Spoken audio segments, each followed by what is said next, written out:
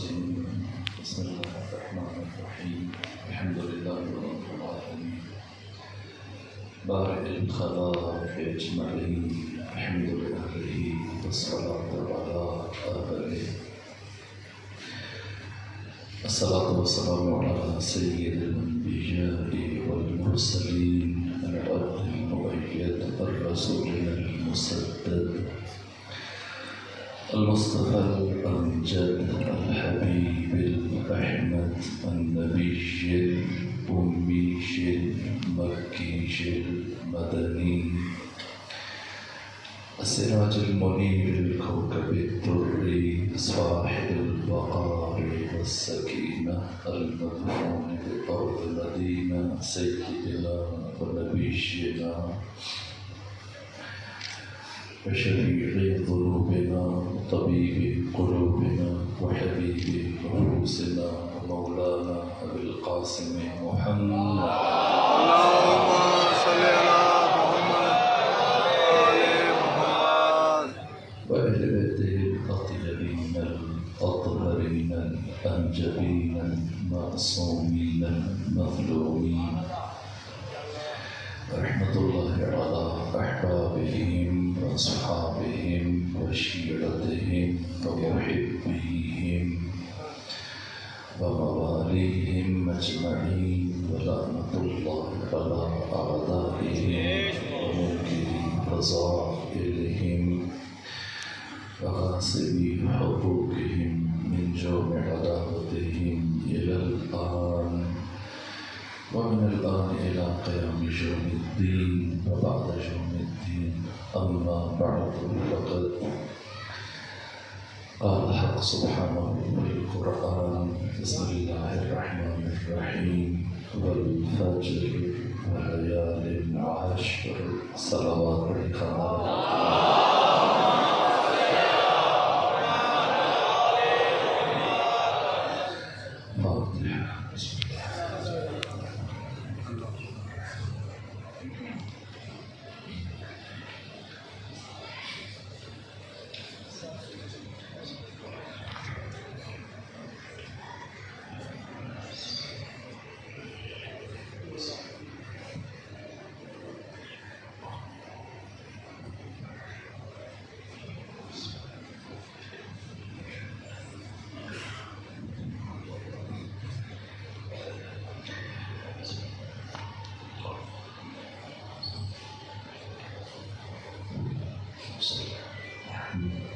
صلوات الشيخ اللهم صل على محمد وآل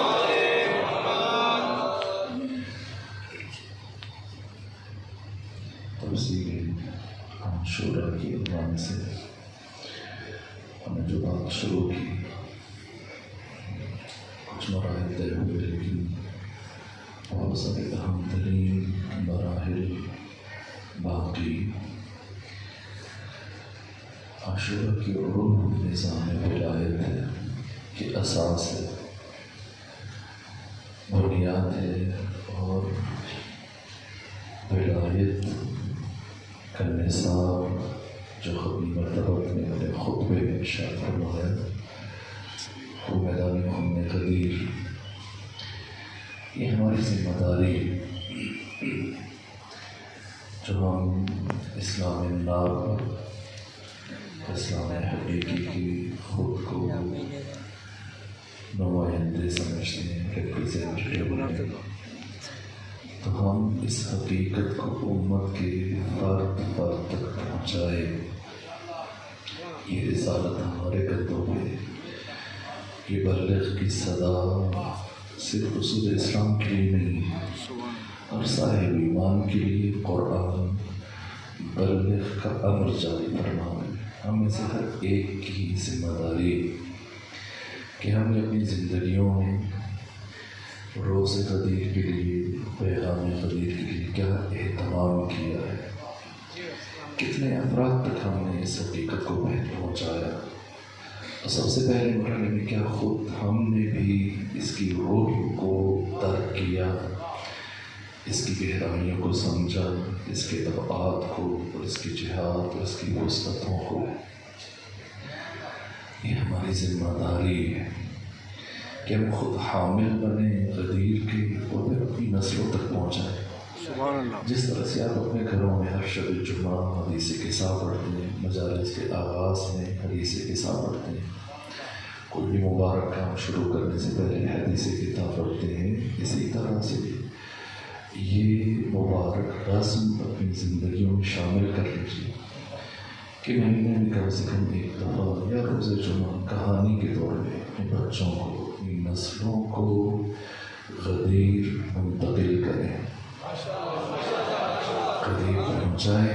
میں شاید آج آگے بڑھنا چاہ رہا تھا لیکن مجھے تعجب ہوا. ہمارے محترم سامعین میں سے عزیز جوان جو خود اہل علم ہیں، انہوں نے سوال کیا کہ حضرت جناب حسن مثنیٰ کی روایت بیان کی. کہا کہ جناب حسن مثنیٰ بن حسن مشتبہ بن علی بن ابی طالب علیہ السلام کا کہ انہوں نے کہا کہ علی بن ابی طالب علیہ السلام نے فرمایا کہ اگر غدیر میں میری ولایت کا اعلان ہوا ہوتا تو میں تلوار اٹھاتا فلاں کی سطح سے جدا کرتا ہوں، پھر خود نہ. یہ بے سروپا باتیں شروع دن سے اب تک بالخصوص اس موضوع سے متعلق میں نے جو بھی حدیث بیان کیا آپ خدمت میں، وہ اساسی ترین منابع جو فرقہ اسلامی کی مسلم ہے. بہت ساری کتابیں ہمارے پاس خطباء، اہل منبر، افراد عام طور پہ حوالے پیش کرتے ہیں، لیکن کیونکہ میری خود علماء اہل تسنن کے ساتھ نشست و برخاست ہے، بات چیت ہے، رابطہ ہے، گفتگو ہوتی ہے، ہماری بہت بیسیوں ایسی کتابیں جن کے یہاں حوالے مثلا جنابی المودہ جس کے عام طور پہ حوالے دیے جاتے ہیں، الفصول المحمہ جس کے حوالے دیے جاتے ہیں، مناقب خوارزمی، یہ ایسی اس طرح کی بیسیوں کتابیں. نہ تو اسلامی فرقوں کے یہاں یہ کتابیں اس وقت چھاپی جا رہی ہیں، نہ ان کی تخریج ہے، نہ ان کے اوپر تاریخیں لکھی جاتی ہیں، نہ ان کی شروحات ہیں، نہ ان کی کسی معتبر جو مراکز ہیں کتابیں بخش کرنے والے کو نہیں چھاپتا. وہ خود جب ان کے سامنے ان کتابوں سے اب حوالہ پیش کریں گے، بات کریں گے، وہ کہیں گے تو ہماری ہے ہی نہیں. میں اب نام نہیں لے رہا ہے، نامور شخصیت ہے، فقیہ ہے، انہوں نے کتاب لکھی آئین وہابیت. تو وہابیت کے جو اصول ان کا رد پیش کیا، بعد میں خود جو اس مسلک کے علماء تھے ہم سے بات کی، ان کا ہمارے تو یہ عقائد ہی نہیں ہیں جن کی آپ نفی کر رہے ہیں. پہلے ہم تسلیم کریں کہ ہمارے عقائد پھر ان کی نفی کی جائے.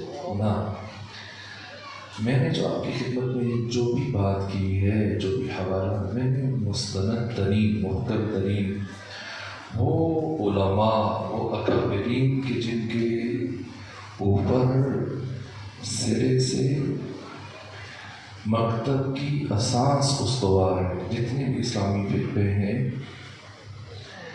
جو ان کی علمی بنیادیں ہیں، دنیا حدیث کے ستون. دیکھیں آپ جس امام بارگاہ میں تشریف فرما ہے، اس میں متعدد ستون ہیں جن ستونوں کے سہارے یہ چھت ہے. تو مکاتب اسلامی جو اسلامی فرقے ہیں، یہ جن ستونوں کے اوپر کھڑے ہیں، ان بنیادی ستونوں کے نام میں نہیں. اگر میں نے امام شمس الدین ذہبی کی بات کی ہے تو انہیں اگر نکالا جائے سرے سے نکال نہیں سکتے. یعنی علم میں، حدیث میں، تفسیر میں جو ان کا مقام ہے. خود ابن کثیر وہ شخصیت ہیں جو 700 ہجری میں ان کی ولادت ہوئی، 774 میں ان کی وفات ہوئی. یہ خود شاگرد ہیں، ابن تیمیہ کی بھی شاگرد ہیں اور امام ذہبی کی بھی شاگرد ہیں. دونوں کی شاگردی کا ان کو شرف حاصل رہا. یہ ابن کثیر، ان کی کتابیں خود ان کی زندگی میں اس درجہ مقبول ہوئی کہ بار بار چھپ رہی تھی، ختم ہو رہی تھی. اور ان کے تعارف کے لیے خود ان کی ایک تفسیر کافی. یہ ابن کثیر، یہ امام ذہبی، یہ حدیث غدیر کے تواتر کے قائل ہیں. میں نے تواتر کا مفہوم آپ کی خدمت بیان کیا ہے. تواتر حدیث متواترہ کو رد نہیں کیا جا سکتا، اور یہ کسی میں شیعہ کتاب کی بات نہیں کی اب تک. یہ میں نے جتنی باتیں کی ہیں امام ذہبی کو لیجیے، ابن جریر طبری 241 ہجری میں ان کی ولادت ہوئی، 310 میں وفات ہوئی. ابن یزید بن جریر طبری جن کی تاریخ طبری ہر علم میں، یعنی ان کا اتنا بڑا علمی مقام ہے کہ بہت سارے علماء اہل تسنن، محققین، اکابرین انہیں ائمہ اربعہ میں شمار کرتے ہیں کہ یہ بھی اسی درجے کے امام ہیں. حتیٰ بعض کہ ان کا نظریہ یہ ہے کہ ائمہ اربعہ میں سے بھی بعض سے افضل ہیں. یہ ابن جریر طبری، انہوں نے 75 صحابہ کرام سے حدیث غریب کو نقل کیا، متواتر قرار دیا، اور 2 جلدوں پر مشتمل ضخیم کتاب کتاب الولایہ تعریف کیے، جس کے پر خود امام ذہبی نے تعجب کیا، کہا کہ میں اس ترجمے میں کوئی حدیث نہیں دیکھی جو اتنے طرق سے آئی ہو. ناقابل تردید ہے، اس بات کو سمجھ لیجیے. اور اس طرح کی مجبور احادیث کسی 8ویں 10ویں درجے کی بات آپ اٹھا کے اس کو نہ کریں. حتیٰ اب میں ایک اور بات آپ کی خدمت میں عرض کروں جو نہیں کی، اور میں آج آگے بڑھنا چاہ رہا تھا لیکن آپ کے سوال کے باعث اور ایک دوسری چیز بھی باعث بنی.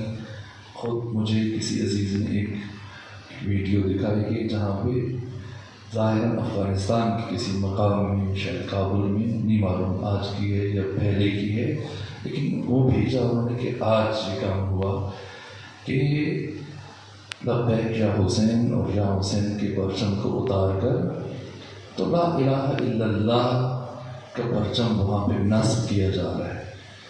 ایسا کیوں ہوتا ہے؟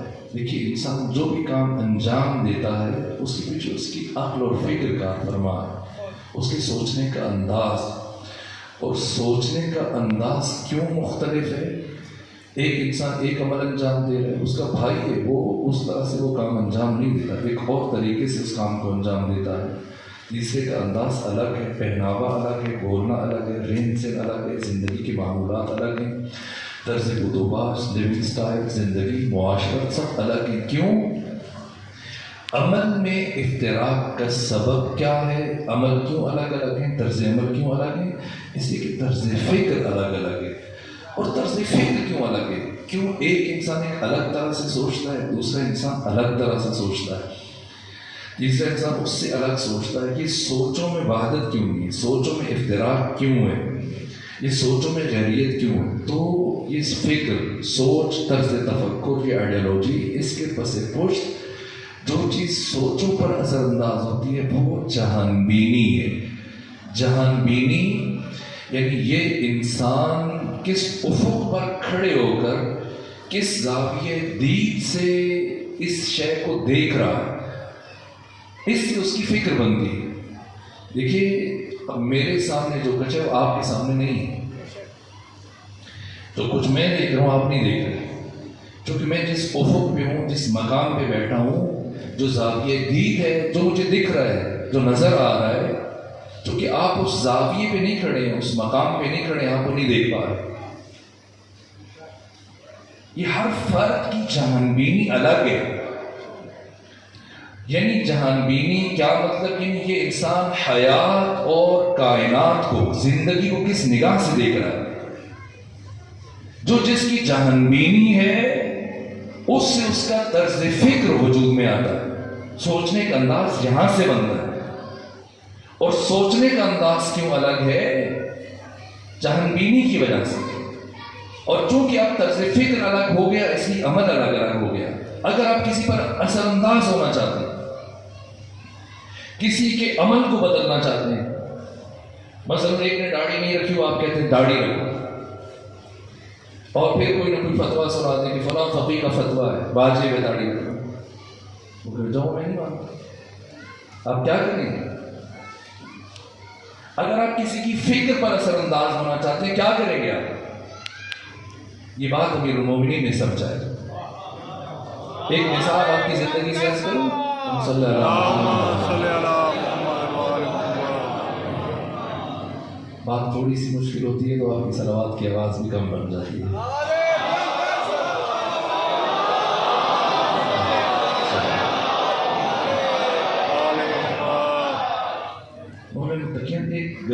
گزر رہے تھے اور اس گلی میں ایک 2 منزلہ مکان تھا اور ایک چھوٹا بچہ وہ رینگتے رینگتے سیڑھیوں سے اس مکان کے اوپر پہنچ گیا، بالائی منزل پہ، چھت پہ. اور اب وہ چھت کی جو منڈیل ہوتی ہے وہ ایک کونا چھت کا، اس میں اپنے دونوں ہاتھ ایسے رکھیں اور نیچے کو جھکا ہوا گلی میں دیکھ رہا ہے. اور اب اس کے والدین اور گلی کی خواتین پریشانی کے عالم میں سب کھڑے ہیں کہ کیا ہوگا، یہ اگر ہم جائیں تو یہ کہیں ایسا نہ ہو کہ ہمیں دیکھ کر آگے کو اور جھکے نیچے گر جائے، نیچے گرے اور ہم پکڑ نہ سکے مر جائیں. امیر المومنین گلی سے گزر رہے تھے، ایک نگاہ ان مرد و خواتین پہ پڑے اور پھر حضرت نے اوپر نگاہ اٹھے، دیکھا بچہ اسی طرح سے ہاتھ ٹیکے جھکا ہوا ہے نیچے. تو حضرت نے چلتے چلتے بس مشکل کشا میں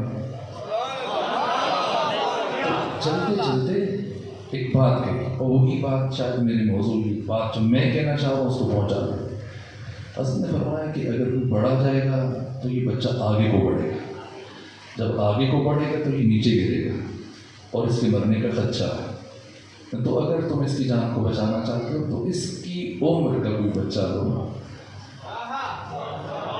اس کی سن کا بچہ لو اور اسے اسی مقام پہ چھت پہ بھیجو اور خود اس کے پیچھے کھڑے ہو جاؤ، آگے نہ جانا. تمہیں دیکھ کے گھبرائے گا بچہ، ڈرے گا، وہ آگے کو جائے گا. لیکن یہ بچے کی فطرت ہے کہ جب اس کے ہمسن بچہ آ جائے تو پھر وہ اس کی طرف لپکتا ہے. تو جب وہ اس کی طرف لپکے تو پھر آگے بڑھ کے اسے اٹھا لینا.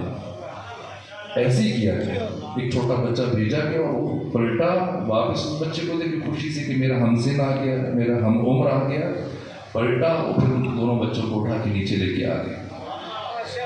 اگر آپ اس کی فکر پر اثر انداز ہونا چاہتے ہیں تو آپ کے لیے لازم یہ ہے کہ پہلے اس کو اس جگہ پہ لے کے آئیں جہاں خود کھڑے ہیں. اگر آپ اس کو وہاں پہ نہ لے کے آئے تو جو آپ اس کو دکھانا چاہ رہے ہیں اور جو دکھا کر اس کی زندگی پہ اثر انداز ہونا چاہ رہے ہیں وہ کبھی نہیں دیکھ پائے گا، اس میں کبھی بدلاؤ نہیں آ سکتا. آپ اسے کہتے رہے وہ چڑھ جائے گا، اس میں تلخی آ جائے گی. اگر آپ اس کے عمل کے اوپر اثر انداز ہونا چاہتے ہیں تو یا سوچنے کا انداز بدلنا چاہتے ہیں، پہلے اس کی جہنبینی کے اوپر ایک صلوات بھیجیے خاندان فاطمہ پر. اللہم صلی علی محمد.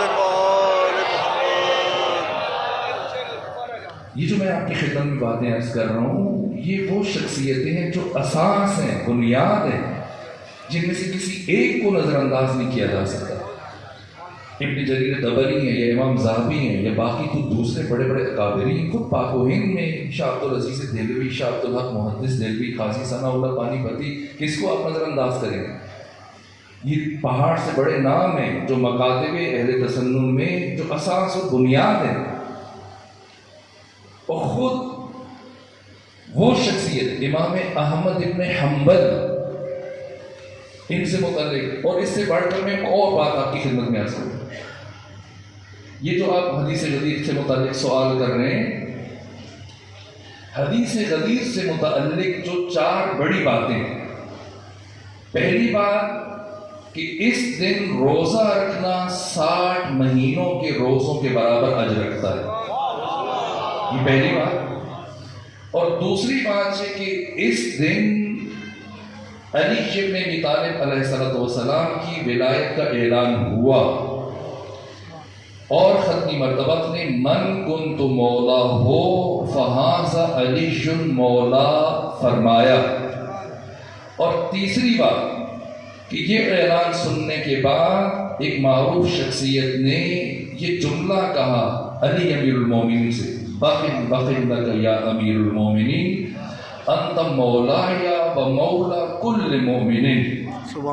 دوسری بات میں وکل مسلمین، کہ مبارک ہو آپ کو اے امیر المومنین، آج سے آپ میرے بھی مولا ہیں، ہر مسلمان کی مولا ہیں. یہ تیسری بات. اور چوتھی بات کہ جیسی ختمی مرتبہ نے یہ اعلان کیا اللہ نے ایک اور آیت اتاری، اليوم یئس الذین کفروا من دینکم فلا تخشوهم واخشون اليوم اکملت لکم دینکم واتممت علیکم نعمتی ورضیت لکم الاسلام دینا۔ یہ چوتھی بات۔ یہ چار باتیں ہماری کتابوں میں موجود ہیں، لیکن اپنی کوئی کتاب اٹھائیں، اصول کافی ہے، استبصار ہے، ملا جز الفقی ہے، وسائل الشیعہ ہے، کوئی بڑی کتاب اٹھائیے، حدیث کے جو بڑے بڑے منابع مجموعے، کسی ایک کتاب میں یہ چاروں باتیں آپ ایک ساتھ نہیں دکھا سکتے۔ ایک ساتھ یہ چاروں باتیں آپ نہیں دکھا سکتے، اور تعجب ہوگا آپ کو کہ جس شخصیت نے ان چاروں باتوں کو ایک ساتھ بیان کیا ہے، اس صحابی کا نام کس نے بیان کیا؟ اپنی امالی میں شیخ مفید نے ذکر کیا ہے، شیخ صدوق نے، لیکن ان سے نقل کیا ہے، اور وہی روات و محدثین جو انہوں نے اپنے اس شخصیت نے اپنے سلسلے میں ذکر کیے ہیں وہ بیان کیے۔ یعنی اگر ایک شیعہ عالم نے یہ ذکر کیا یا اس سے ہٹ کے بھی کوئی ذکر کر رہا ہے تو بنیادی طور پہ یہ حدیث جس میں چاروں باتیں ایک ساتھ بیان ہوئی ہوں، کسی ایک بھی شیعہ محدث نے بیان نہیں کیے۔ یہ چاروں باتیں ایک ساتھ جس کتاب میں بیان کی گئی ہیں وہ حافظ ابو بکر خطیب بغدادی متوفہ 463 ہجری، یعنی جس شخصیت کی وفات 463 ہجری میں ہوئی، اس شخصیت کا جو علمی مقام ہے، صرف علم حدیث میں انہوں نے 65 کتابیں لکھی ہیں۔ حافظ ابو بکر خطیب بغدادی تاریخ بغداد کی 8ویں جلد کے صفحہ نمبر 280 پہ انہوں نے یہ روایت کس سے بیان کی؟ حضرت ابو ہریرہ سے بیان کی ہے۔ حضرت ابو ہریرہ یہ واحد شخصیت ہے جنہوں نے یہ چار باتیں جو کسی شیعہ کتاب میں کسی شیعہ محدث نے ان چار باتوں کو ایک ساتھ اکٹھے بیان نہیں کیا ہے، جناب ابو ہریرہ نے بیان کیا ہے۔ یہ حافظ خطیب ابو بکر خطیب بغدادی نے اپنی کتاب تاریخ بغداد کے 8ویں جلد صفحہ نمبر 280 میں ابو ہریرہ سے نقل کی کہ اس دن کے 4 کام ہوئے۔ پہلا کام جو میں نے آپ کی خدمت میں عرض کیا کہ آج کے دن کا روزہ شیعہ علماء محققین نے وہ الگ الگ ان چیزوں کو بیان کیا، کسی نے ایک چیز بیان کر دی، کسی نے دوسری، کسی نے تیسری، کسی نے چوتھی۔ کون انکار کرے حدیث غدیر کا؟ ایک ساتھ جس شخصیت نے بیان کیا وہ حضرت ابو ہریرہ ہے، اور جس شخصیت نے ان سے آگے نقل کیا حافظ خطیب ابو بکر بغدادی، یہ ستون کی حیثیت رکھتے ہیں۔ اس وقت جتنے بھی علوم حدیث ہیں جن کی تعداد 65 ہے، یہ کی 65 کتابوں سے چلے آگے، اور اس سے بھی بڑھ کے امام غزالی سر العالمین، اس میں امام غزالی نے حدیث غدیر کو متواتر قرار دیا، اور جو لکھا ہے وہ بیان نہیں کر سکتا۔ کہا کہ جب خطی مرتبہ نے یہ اعلان کیا تو کسی نے بخن بخن کہہ کے مبارکباد دی، لیکن بعد میں مبارکباد دینے والے کے اوپر ہوائے نفس طاری ہو گئی اور وہ علی کی ولایت سے پھر گیا۔ یہ امام غزالی کے الفاظ ہیں، اور اس کے بعد کہا کہ یہ بدترین خسارہ کیا۔ خود امام غزالی کے اوپر بعضوں نے کہا کہ نہ یہ ان کی بات نہیں ہے، امام صحابی اٹھے کرنا، امام غزالی نے کہا ہے، اسے رجوع بھی نہیں کیا، منصرف بھی نہیں ہوئے۔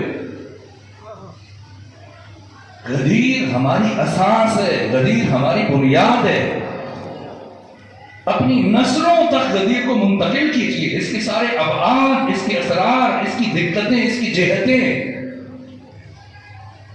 میں بار بار کیوں اس مسئلے پہ اتنا زیادہ زور دیتا ہوں، اور آج میں نے آگے بڑھنا تھا لیکن جب سوال کر لیا اور پھر دوسری بات ان دو کو جم کر کے میں مجبور ہوا کہ رک کے یہ بات کہوں۔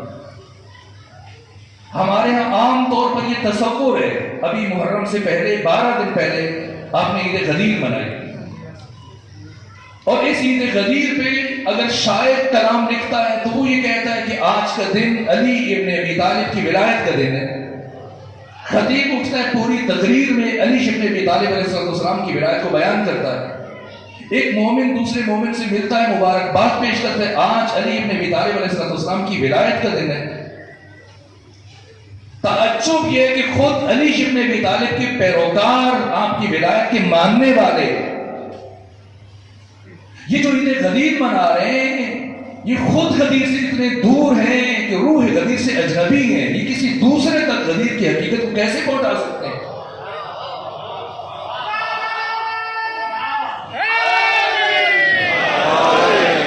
کیا واقعاً روز غدیر صرف علی علیہ السلام کی ولایت کا اعلان ہوا؟ اگر صرف علی ابن ابی طالب علیہ السلام کی ولایت کے اعلان پر خدا نے کہنا ہوتا کہ الیوم یئس الذین کفروا، کہ آج کے دن کافر مایوس ہو گیا، تو پھر علی ابن ابی طالب علیہ السلام کی ولایت کا اعلان پیغمبر نے اپنی زندگی میں اس سے پہلے ہزاروں مرتبہ کیا، بلکہ استاد آیت اللہ میلانی انہوں نے عجیب جملہ کہا ہے۔ وہ کہتے ہیں کہ اگر ہم پیغمبر اکرام اسلام کی 23 سالوں کی تاریخ کو اکٹھا کریں، ختمی مطبعت کے 23 سالہ کار رسالت، یعنی ختمی مطبعت نے 23 سالوں میں جن چیزوں کی تبلیغ کی، طہارت سے لے کر دیات تک 56 ابواب فقہ، عقائد، اخلاقیات، سنتیں، ساری چیزیں جو بیان کی، ان 23 سالوں میں ان سب کے درمیان میں سے جتنا علی ابن ابی طالب علیہ السلام کی شخصیت کو متعارف کروایا، یہ باقی ساری چیزوں کی تبلیغ سے زیادہ وقت اس کو دیا ہے۔ اور کبھی کبھی انسان جب اس نگاہ سے ختمی مطبعت کی سیرت کو پڑھے اور مطالعہ کرتا تو حیران ہو جاتا ہے، اور یوں لگنے لگ جاتا ہے کہ پیغمبر گرامی اسلام آئے ہی علی ابن ابی طالب علیہ السلام کی ولایت کو بیان کرنے کے لیے۔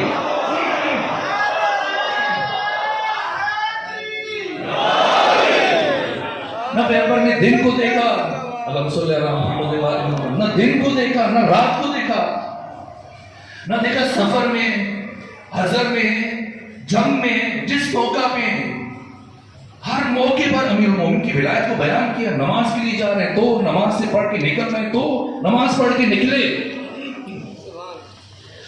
پہلے حق سے متعلق گفتگو کرتے رہے، خطبہ دیا، نماز پڑھی، باہر آئے نماز جمعہ ادا کرنے کے بعد آپ کا صحابی حضرت عبداللہ ابن مسعود جیسے ہی ختمی مرتبہ کو دیکھا، آپ باہر آ رہے ہیں، انتظار میں کھڑا تھا، کہا یا رسول اللہ آج جو آپ حق سے متعلق بات کر رہے تھے، میں چاہتا ہوں کہ آپ حق کو میری نگاہوں کے سامنے مجسم کر دیں۔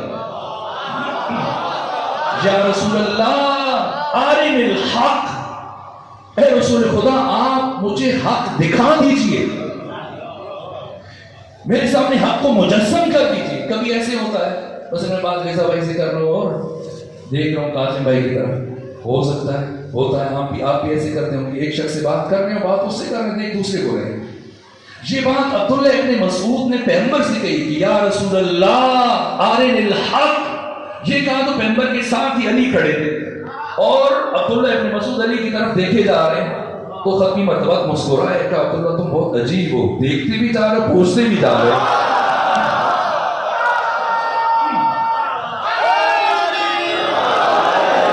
کوئی موقع نہیں جانے دیا،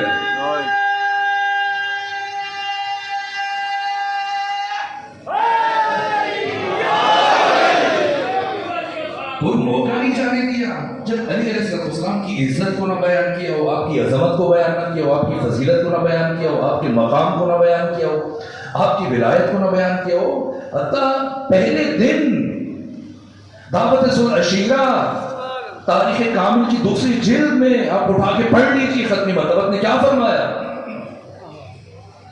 پہلے دن سے یعنی آغاز کار سے علی ابن ابی طالب کی ولایت کا اعلان کر دیا۔ اگر علی ابن ابی طالب علیہ السلام کی ولایت کے اعلان پر دین مکمل ہو تو دعوت ذو العشیرہ میں ہو جانا چاہیے، اسی دن سے آیت اترنی چاہیے تھی۔ سبحان لیکن نہیں اتری. سبحان اللہ و بحمدہ. کیا جب پیغمبر نے کہا من کنت مولا فہذا علی المولا تب یہ آیت اتری؟ کیا پیغمبر نے من کنت مولا فہذا علی المولا صرف غدیر میں کہا ہے؟ نہ. تفسیر کبیر امام فخر الدین رازی انہوں نے اپنی تفسیر میں لکھا کہ جب یہ آیت نازل ہوئی انما ولیکم اللہ ورسولہ والذین آمنوا الذین یقیمون الصلاۃ ویؤتون الزکاۃ وہم راکعون، جیسی یہ آیت اتری ختم مرتبت نے بلا فاصلہ پڑھا من کنت مولا فہذا علی المولا. تو اگر من کنت مولا کے اعلان پر بھی دین میں مکمل ہونا ہوتا تو اس آیت کے نزول کے بعد دین مکمل ہو جاتا. سمجھنا ہے یہ روح غدیر ہے.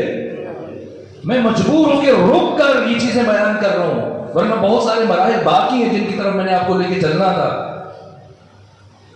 کیا ہوا روز غدیر؟ میں اللہ کی قسم کھا کے آپ کی خدمت میں عرض کر رہا ہوں، اگر روز غدیر پیغمبر گرامی اسلام اتنا کہہ کے اتر آتے کہ ان اللہ مولا شاہ وانا مولا المومنین فمن کنت مولا فہذا علی المولا، یہ اعلان کر کے اتر آتے، نہ دین مکمل ہوتا، نہ نعمت تمام ہوتی، نہ اللہ راضی ہوتا، نہ کافر مایوس ہوتا. حالانکہ پروردگار قرآن میں 4 چیزیں بیان کر رہا ہے. الجوم آج کے دن کافر مایوس ہوا.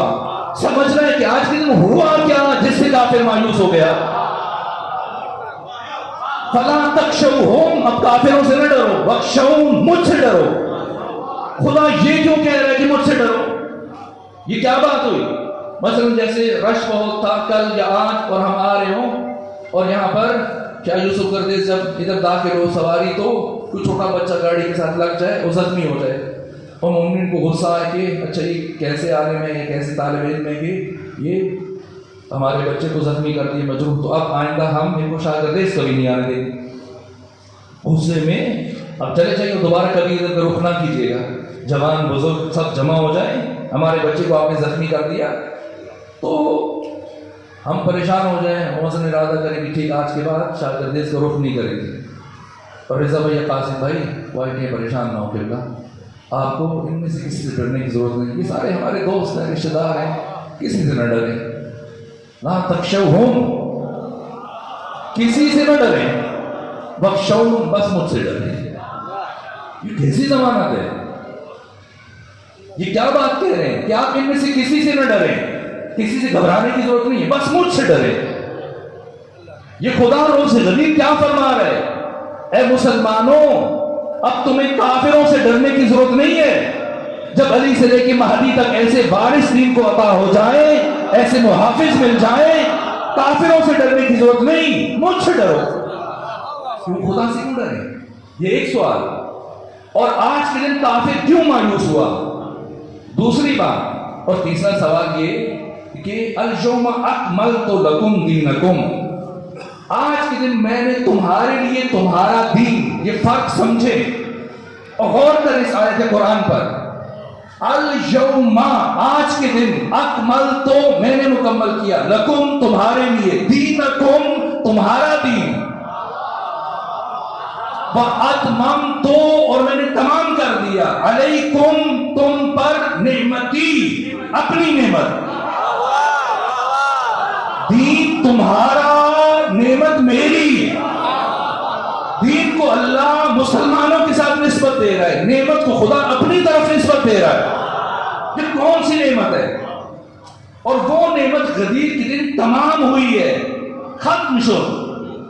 یہاں پر میں عام طور پر مثال دیا کرتا ہوں. آپ لوگ جاتے ہوں گے زیارات کے لیے ایران عراق شام، تو آپ کے یہاں تو پاکستان میں روٹیاں گھروں میں پکتی ہیں، وہاں پہ آج میں معافی چاہوں گا اور تھوڑا زیادہ پڑھوں گا تاکہ بات مکمل ہو جائے. تو وہاں پر آپ صفوں میں کھڑے ہو کے روٹیاں خریدتے ہیں. ہوتا ہے کبھی کوئی زیارت کے لیے گیا تو اس نے دیکھا ہوگا، لائن میں کھڑے ہو جاتے ہیں، مختلف قسم کی روٹیاں ہیں، یہ نون لواش ہے، یہ نون سنگک ہے، یہ نون بربری ہے، کوئی پتھروں کے اوپر پکتی ہے، کوئی دوسرے انداز سے پکتی ہیں. ہر ایک اپنے پسند کی روٹی لیتا ہے. ایک طرف خواتین کی صف ہوتی ہے، ایک طرف مردوں کی. کبھی ایسے ہوا کہ آپ کی باری آئی ہو اور آپ کی باری جب پہنچے تو ادھر سے آٹا ختم ہو گیا، روٹی ختم ہو گئی ہو. ہم چونکہ کئی سال وہاں روکے رہے تو ہمارے ساتھ اس طرح کے اتفاقات پیش آتے رہے.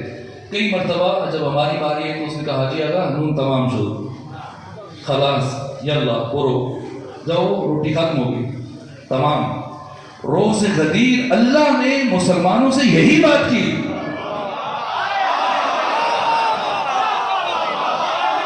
یلا خلاص، یعنی میرے پاس جتنی نعمتیں تھیں سارے کی ساری اٹھا کے تمہیں دے دی.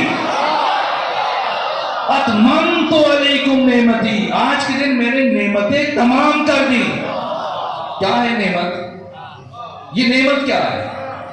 امام اعظم حضرت جناب نعمان بن ثابت رضی اللہ تعالیٰ عنہ ورحمۃ اللہ علیہ، امام صادق کی شاگرد بھی ہیں اور خود مکتب اہل تسنن کے سب سے بڑے امام ہیں. امام اعظم منصور دوانکی کے دربار میں انہوں نے امام سے 40 سوال پوچھے تھے منصور دوانکی کی خواہش پر، کیونکہ منصور چاہ رہا تھا کہ امام صادق لاجواب ہو جائے، اور امام نے ہر سوال کے جواب دیے. پھر 2 سال کے بعد امام اعظم تشریف لے کے گئے مدینے، اور وہاں پر امام صادق سے ملاقات ہوئی. اور امام صادق نے بھی ملاقات جب شروع ہوگی باتیں، پہلے بات نہیں ہو رہی تھی کہ جب بات شروع ہوئی تو امام نے بھی 40 سوال پوچھے. اور جو ایک سوال امام نے پوچھا، آخری سوال، امام نے کہا اے نعمان یہ بتائیے کہ جو قرآن فرما رہے کہ ثم لتسألن یومئذ عن النعیم، کہ پھر قیامت کے دن نعمتوں سے متعلق سوال کیا جائے گا. کہ اے نعمان بن ثابت بتائیے کہ یہ کون سی نعمتیں ہیں؟ کہ امام صادق یہی نعمتیں جو ہم کھاتے ہیں، پیتے ہیں، پہنتے ہیں، استعمال کرتے ہیں. کہا اچھا یہ نعمتیں، تو پھر مجھے یہ بتاؤ کہ اگر کوئی تمہیں اپنے گھر بلائے، دعوت دے، کھانا کھلائے، دسترخوان بچھائے، تمہیں بہترین مشروبات پیش کرے، اچھے اچھے کھانے پیش کرے، اور جب تم اٹھنا چاہو تو پھر تمہیں پوشاک کوئی اچھا گفٹ تحفے میں دے دے، اور پھر جب تم چلے جاؤ اور اس کے بعد تم جہاں سے ملو، جہاں ملاقات ہو تنہائی میں لوگوں کے بیچ میں، تو تمہیں کھڑا کر کے پوچھنا شروع کر دے بتاؤ اس دن میرے گھر میں تم نے کیا کیا کھایا تھا، کیا کیا پیا تھا، میں نے تمہیں تحفہ کیا دیا تھا. تو بتاؤ تم ایسے شخص کے بارے میں کیا سوچو گے، کیا خیال کرو گے؟ کہ میں یہی سمجھوں گا بہت کم ظرف ہے، کمینہ شخص ہے. کہ اب بتاؤ خدا کے بارے میں کیا خیال ہے؟ کیا تم یہ سمجھتے ہو کہ اللہ تمہیں دنیا میں یہ کھانے پینے کی یہ نعمتیں دے کر قیامت کے دن تمہیں صف میں کھڑے اگر پوچھے گا بتاؤ اے میرے بندے میں نے تمہیں دنیا میں کیا کیا کھانے میں دیا تھا، کیا کیا پہننے میں دیا تھا، باقی کیا کیا نعمتیں دی تھی؟ تو پھر بتائیے وہ کون سی نعمت ہے جس سے متعلق قرآن فرما رہا ہے کہ قیامت کے دن ان نعمتوں سے متعلق سوال کیا جائے گا. امام نے فرمایا اے نعمان بن ثابت ہوشیار ہو جائیے، وہ نعمت ہم محمد و آل محمد کی ولایت کی نعمت ہے. یہ ان کی ولایت کی نعمت. اور روز غدیر اللہ کیا فرما رہا ہے؟ اتممت علیکم نعمتی، آج کے دن میں نے اپنی ساری نعمتیں تمام کر دی. اب خطبہ غدیر اٹھائیے. وہ جو سمجھتے ہیں کہ روز غدیر ختمی مرتبہ نے صرف اور صرف علی ابن ابی طالب علیہ السلام کی ولایت کا اعلان کیا. اگر علی ابن ابی طالب علیہ السلام کی ولایت کے اعلان پر دین نے مکمل ہونا ہوتا، نعمت نے تمام ہونا ہوتا، اللہ نے راضی ہونا ہوتا، کافر نے مایوس ہونا ہوتا، تو 20 سال پہلے ہو جاتا. روز غدیر کیوں کافر مایوس ہوا، کیوں اللہ راضی ہوا، کیوں اسلام کو پسندیدہ دین قرار دیا؟ وَرَضِيتُ لَكُمُ الْإِسْلَامَ دِينًا کی سند جاری کر رہے پروردگار. کیا ہوا؟ روز غدیر خطبہ رسول اللہ کو اٹھائیے. جیسے ہی ختمی مرتبہ نے روز غدیر علی ابن ابی طالب علیہ السلام کی ولایت کا اعلان کیا، رکے نہیں. علی کی ولایت کے اعلان کے فوراً بعد حسن سے لے کے مہدی تک ان سب کی ولایتوں کا اعلان کیا. اور خطبہ غدیر اٹھائیے، آپ کے گھروں موجود ہے. خطبہ غدیر میں مولانا متقیان کی بات سب سے زیادہ تفصیلی ذکر پیغمبر کرام اسلام کے آخری نائب حجت خدا امام زمانہ عجل اللہ تعالی فرج شریف کا ہے. اس لیے کافر مایوس ہوا. کیونکہ کافر اب تک یہ سمجھ رہا تھا کہ محمد بوڑھے ہیں، کچھ دن میں آپ کا انتقال ہو جائے گا اور بعد میں ہم حکومت سنبھال لیں گے، اور اگر ختمی مرتبہ آپ کے بعد علی آ گئے تب بھی کوئی بات نہیں، یا تو علی کو ہم قتل کر دیں گے، راستے سے ہٹا دیں گے، اگر علی زندہ رہے تب بھی 10 سال 15 سال 20 سال حکومت کریں گے، پھر آخر چلے جائیں گے اور پلٹ کر یہ حکومت ہمارے پاس آ جائے گی۔ لیکن جیسے ہی میدان خم غدیر میں ختمی مرتبہ نے علی ابن ابی طالب علیہ السلام کی ولایت کے بعد علی کے 11 بیٹوں کی قیادت، سیادت، امامت، رہبری اور ولایت کا اعلان کیا، اب کافر مایوس ہوا کہ اب تو حکومت کبھی ہمارے پاس نہیں آئے گی۔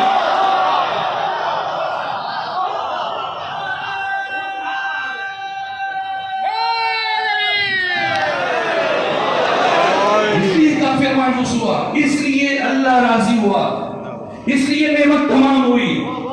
خدا نے یہ فرمایا کہ میرے پاس جو کچھ تھا میں نے تمہیں دے دیا، اس لیے فرمایا فلا تخشوہم، اب نہ ڈرو، واخشون، مجھ سے ڈرو، مجھ سے ڈرو یعنی میرے بنائے ہوئے قوانین سے ڈرو، اس لیے کہ میں اللہ خود اپنے بنائے ہوئے قوانین کی خلاف ورزی نہیں کرتا، اور میرا قانون یہ ہے کہ اگر کوئی میرے کسی دی ہوئی نعمت کی قدر نہ کرے تو میں اس نعمت کو واپس لے لیتا ہوں،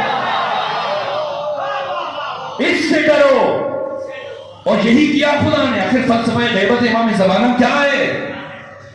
اس لیے کہ پہلی 11 نعمتوں کے ساتھ امام عسکری کے ساتھ تک کیا اصول اختیار کیا امت نے؟ علی کے ساتھ کیا کیا امت نے؟ یہ نعمت عظمی الہی، عزت خدا، علی ابن ابی طالب میدانوں میں پکارتے رہے، پہلے تو 25 سال مسلسل خون کے آنسو بہاتے رہے، اور پھر جو 5 سال آگے حکومت ہے جنگوں میں گزر گیا، ایک جنگ لڑی، پھر دوسری، پھر تیسری، چوتھی کی تیاری ہو رہی تھی، آپ کی شہادت ہوگی۔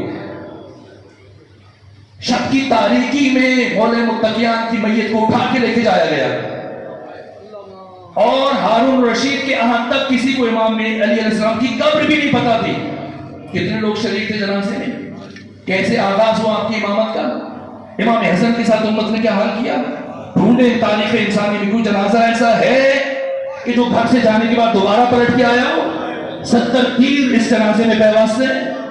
اور امام حسین کے ساتھ کیا کیا امت نے؟ حق میں ناصر کی صدا بلند کرتے رہے۔ امت نے کیا کیا؟ علی زین العابدین، امام محمد باقر، امام جعفر صادق سب بلاتے رہے۔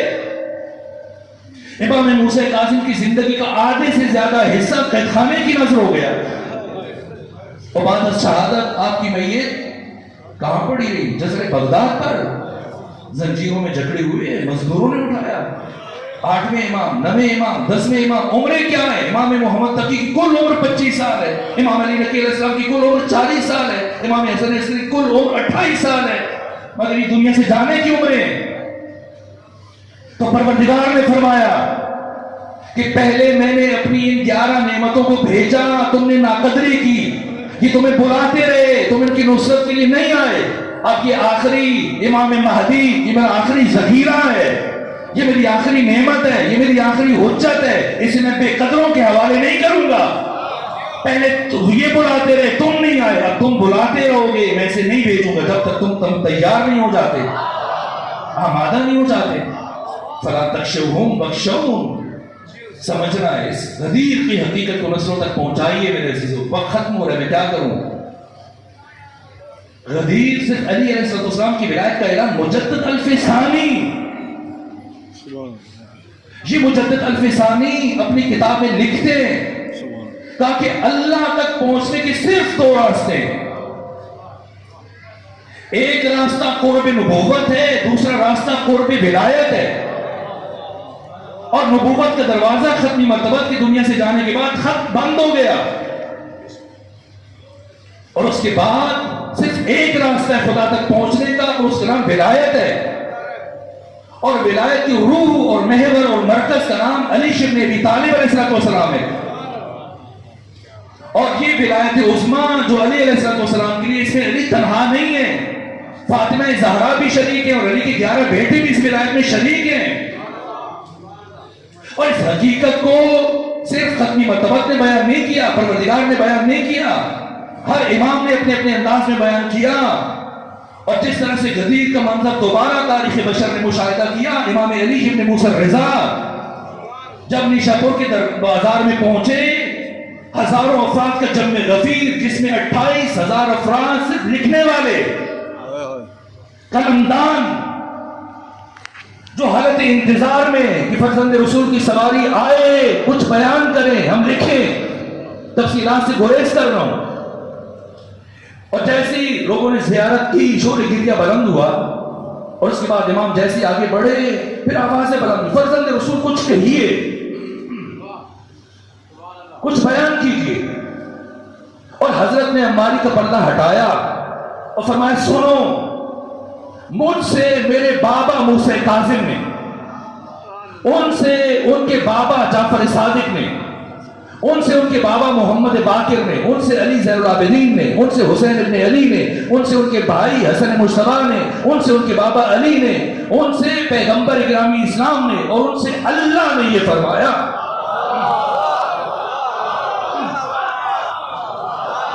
آپ نے وزن نہیں کیا، لیکن امام احمد ابن حنبل جو حضرت امام شافعی کے شاگرد ہیں، اور خود اسماعیل بخاری اور مسلم بن حجاج، یہ ان دو بڑی کتابوں کے جو لکھنے والے ہیں سیاہ ستہ میں سے، ان دونوں کے استاد امام احمد ابن حنبل جو 10 لاکھ احادیث کے حافظ ہیں، یہ امام احمد ابن حنبل جنہوں نے ختمی مرتبہ کی احادیث کو جمع کرنے کے لیے پوری اسلامی دنیا کا سفر کیا، اور جو کچھ ثبوت کیا، جو زحمت کی، وہ سب ایک طرف، اور جو جملہ عرض کرنے لگا ہوں، یہ امام احمد ابن حنبل جب امام علی ابن موسیٰ رضا کی امامت کا آغاز ہوا، ان کی عمر 19 سال تھی، اور جب امام علی ابن موسیٰ رضا بازار نیشاپور میں پہنچے 200 ہجری میں، تب ان کی عمر 36 سال تھی، اور 203 ہجری میں امام رضا کی شہادت کے وقت امام احمد ابن حنبل کی عمر 39 سال تھی۔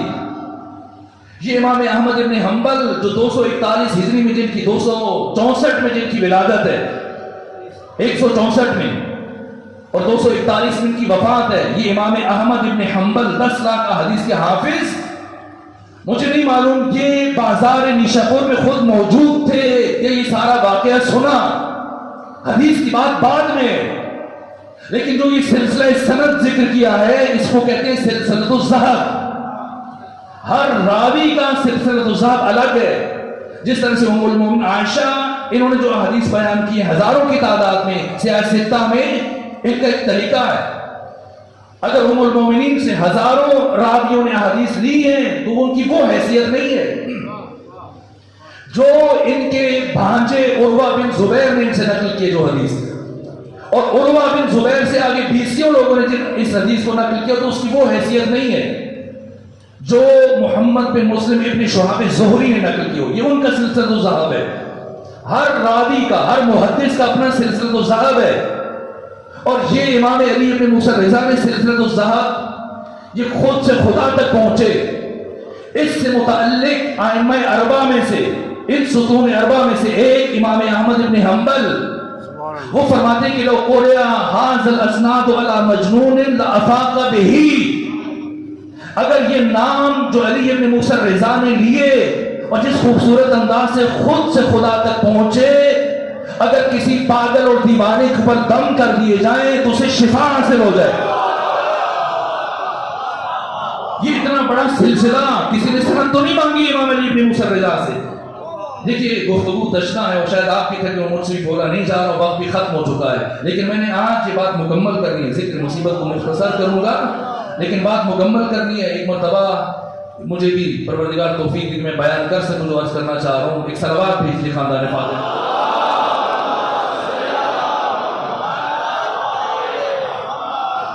ایسی صلوات بھیجے گی تو پھر شاید مجھے یہیں چھوڑنا پڑ جائے۔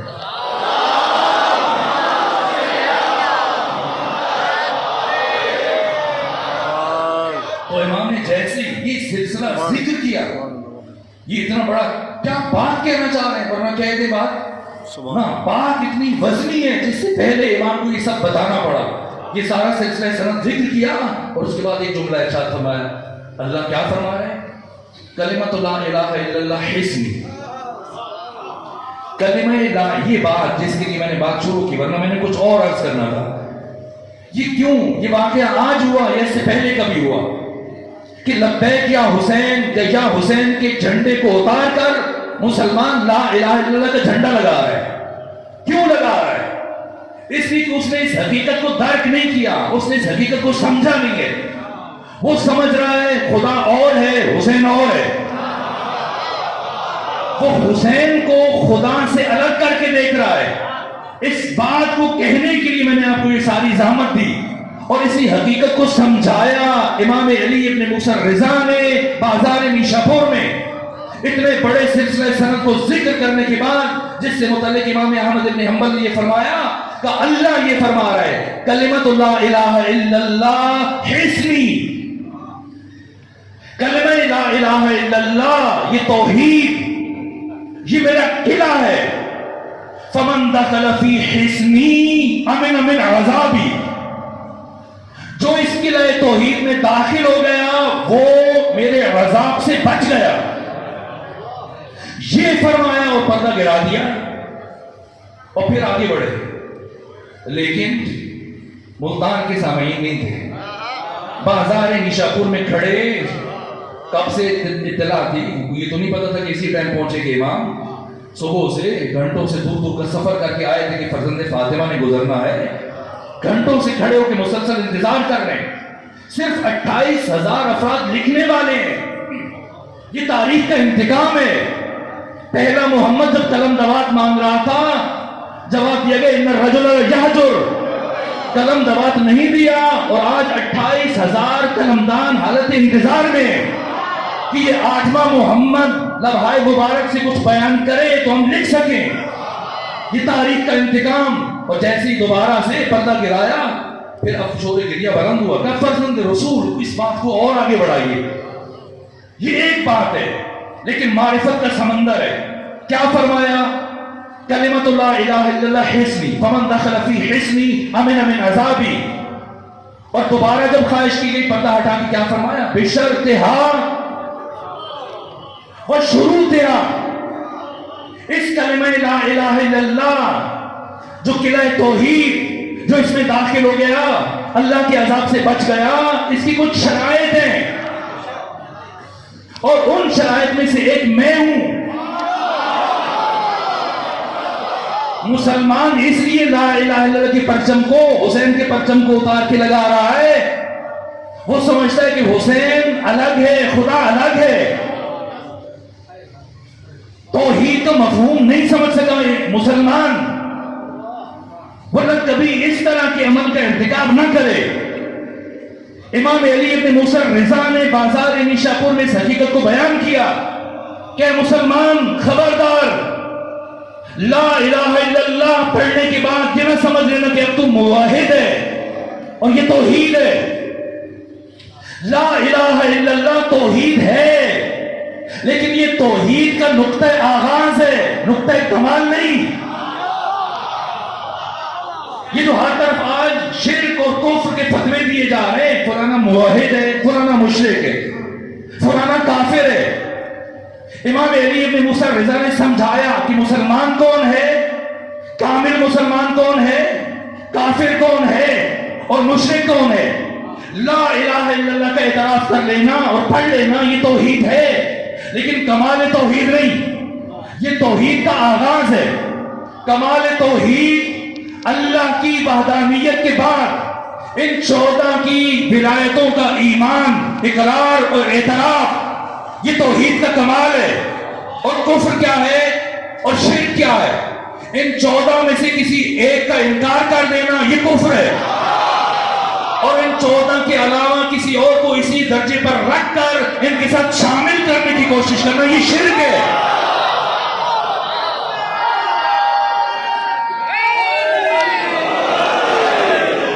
یہ 14 کی ولایت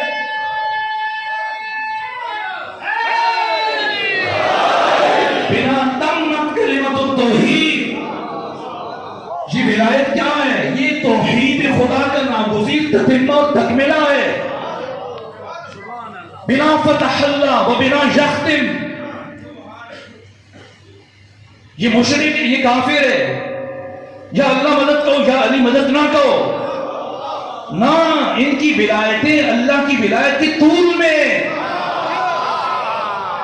جو انہیں خدا کے مقابلے میں لے کے آتے ہو کہ اللہ مدد کہو، علی مدد نہ کہو، یا اللہ مدد کہو، یا رسول اللہ مدد نہ کہو. اللہ کی ولایت، جیسے میں نے کل عرض کیا، محمد و آل محمد کی ولایت، اس میں وحدت ہے. اللہ نے یہ سارے اختیارات خود ان ہستیوں کو عطا کیے. ان سے مانگنا ایسا ہی ہے جیسے خود خدا سے مانگنا ہے. اور آپ خود اپنے عقیدے پہ نظر ثانی کیجیے. کبھی ایک انسان کہتا ہے یا علی مدد، اوکے کوئی یہ تو شرک ہے. وہ کہتا نہیں میں وسیلہ بنا رہا ہوں. تمہاری مرضی ہے، وسیلہ بنا کے مانگ یا خود علی سے مانگ. تمہاری مرضی کہو یا اللہ مدد، تمہاری مرضی کہو یا رسول اللہ مدد، تمہاری مرضی کہو یا علی مدد، جس سے مانگو ملے گا. یہ امام علی ابن موسیٰ رضا بتا رہے ہیں، سمجھا رہے ہیں. ان 14 کی ولایت اللہ کے طول میں، اللہ کے عرض میں کوئی کچھ نہیں ہے. یہ اللہ کے طول میں، یہ اختیار، یہ قوت، یہ فضیلتیں، یہ قدرت خود خدا نے انہیں عطا کیا. ان کی ولایت اللہ کی توحید کا ناگزیر تتمہ اور تکملہ ہے. ان کا انکار کرنا خدا کا انکار ہے. ان سے مدد مانگنا خدا سے مدد مانگنا ہے. اب تمہاری مرضی ہے تو یا اللہ مدد، مدد مل جائے گی، یا رسول اللہ مدد، تب بھی مدد مل جائے گی. یا علی سے مدد مانگ لے، جس سے مدد مانگے گا ملے گی. لیکن اگر تو دل میں علی بن ابی طالب کا بغض رکھے پھر یا اللہ مدد کہے گا، تجھے مدد تو نہیں ملے گی، لعنت ضرور مل جائے گی.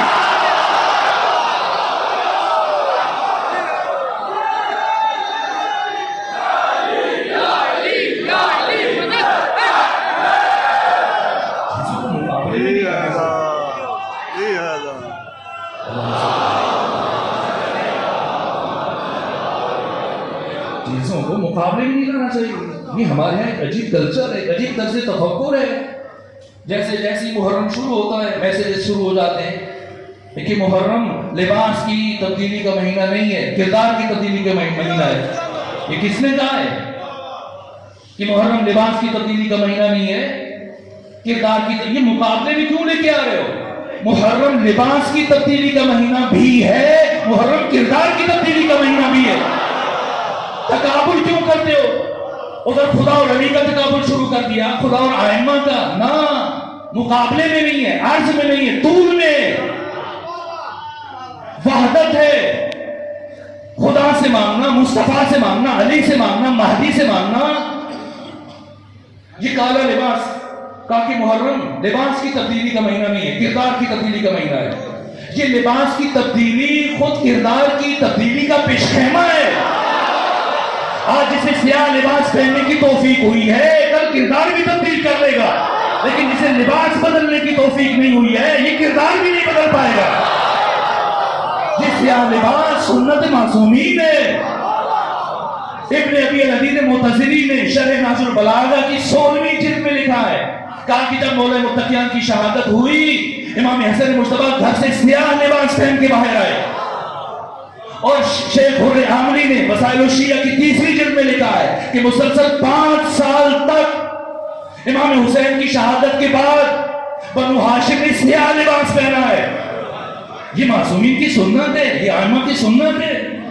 کبھی یہ محرم لباس کی تبدیلی کا مہینہ نہیں ہے، کردار کی تبدیلی. نہ، لباس کی تبدیلی کا مہینہ بھی ہے، کردار کی تبدیلی کا مہینہ بھی ہے. اور اس طرح سے یہ باتیں سوچا کریں.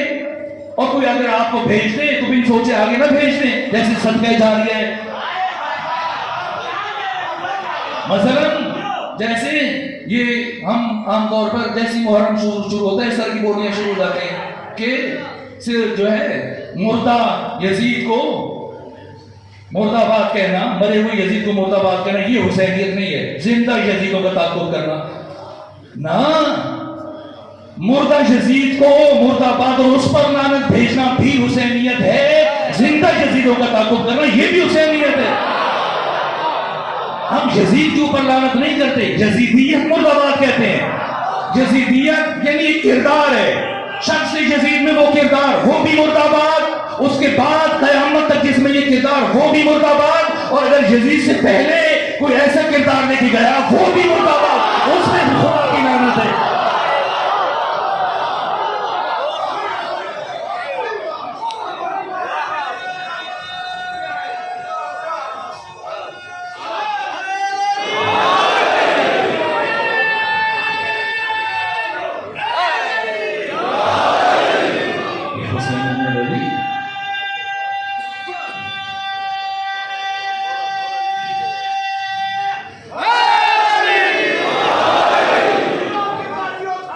استاد حق شہید مرتضیٰ مطہری فرماتے ہیں روز عاشور حسین ابن علی صرف خدا کو دیکھ رہے ہیں، غیر خدا کسی کو نہیں دیکھ رہے. جو آیات سورہ فجر آپ کے سامنے پڑھ رہا ہوں، ان کی تفسیر میں یہ مراحل عرض کروں گا.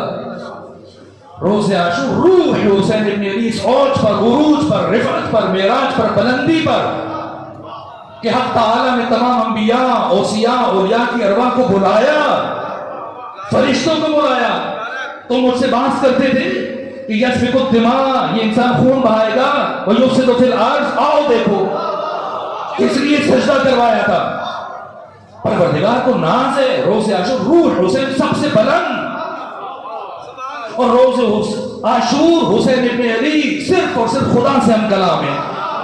وقت آخر امام حسین غیر از خدا کسی سے متعلق گفتگو نہیں کر رہے، نہ کسی سے بات کر رہے ہیں. وہ آخری لمحات بہت عجیب تھے آقا کے، زیر لب زمزمہ کر رہے، خلقت الخلق طرا فی ہواک، پروردگار میں نے ساری کائنات کو چھوڑ دیا صرف تیرے عشق میں.